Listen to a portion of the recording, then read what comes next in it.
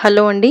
ఇవాల్టి వీడియోలో ఆడవారికి ఎంతో యూజ్ అయ్యే కిచెన్ టిప్స్ మరియు కొన్ని ఆరోగ్య సూత్రాలను తెలుసుకుందాము. కూరలో కారం ఎక్కువైతే కొంచెం శనగపిండి కలపండి.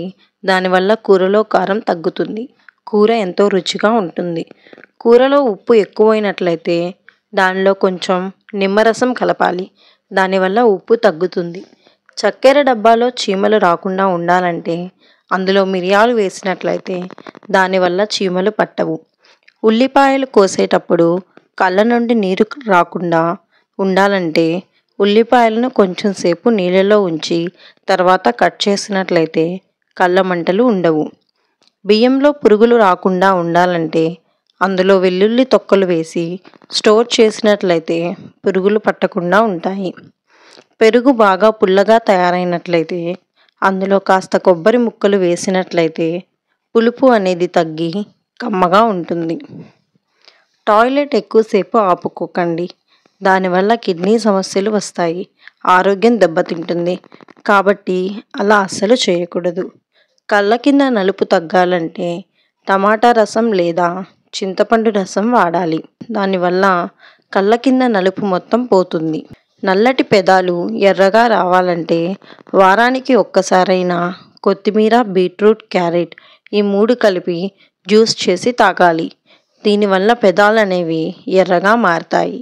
శరీరంలో రక్తం పెరగాలంటే బీట్రూట్ తినాలి, లేదా పల్లీలు బెల్లం కలిపి తినాలి, లేదా ఖర్జూర పండ్లు తినాలి. వీటి వల్ల శరీరంలో రక్తం పెరుగుతుంది. పంటి నొప్పి తగ్గాలంటే నీటిలో కొంచెం ఉప్పు వేసి పుక్కలించాలి. దానివల్ల పంటి నొప్పి త్వరగా తగ్గిపోతుంది. నోట్లో ఉన్న క్రిములన్నీ పోతాయి. అలాగే 2 పూటలా రోజుకి బ్రష్ చేయాల్సి ఉంటుంది. వంటగదిలో బొద్దింకలు ఎక్కువగా ఉంటే కొంచెం అల్లం పేస్ట్ను నీళ్ళల్లో కలిపి బొద్దింకలు ఉన్న దగ్గర చల్లాలి. దానివల్ల బొద్దింకలన్నీ చనిపోతాయి. చర్మంపై ముడతలు పోవాలి అంటే క్యారెట్ తినాలి, క్యారెట్ జ్యూస్ తాగాలి. అలానే క్యారెట్ పేస్ట్ చేసి ప్రతి వారానికి ఒకసారి ముఖానికి రాసుకోవాల్సి ఉంటుంది. ఇలా చేయడం వల్ల ముడతలు తగ్గిపోతాయి.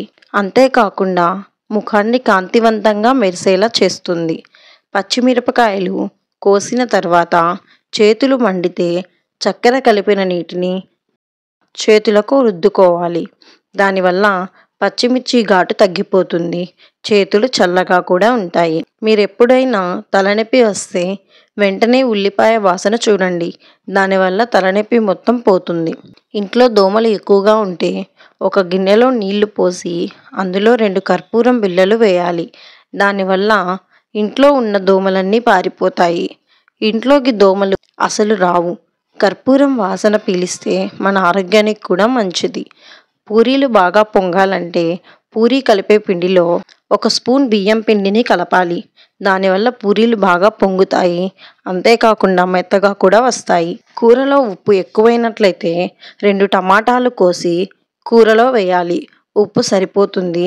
ఎక్కువగా కూడా అనిపించదు. నిమ్మకాయలు త్వరగా పాడవకుండా తాజాగా ఉండాలంటే ఒక పేపర్లో నిమ్మకాయలు వేసి చుట్టాలి. దానివల్ల నిమ్మకాయలు పాడవకుండా చాలా రోజులు తాజాగా ఉంటాయి. కందిపప్పు త్వరగా ఉడకాలంటే అందులో 1 స్పూన్ నూనె వేయాలి.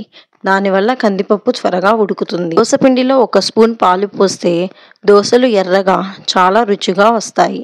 పాలు ఇష్టం లేని వాళ్ళు కొంచెం మెంతులు, దోస జిగురు రావడానికి పచ్చిశనగపప్పు నానబెట్టే అప్పుడు ఈ 2 మిశ్రమాలను కలపండి.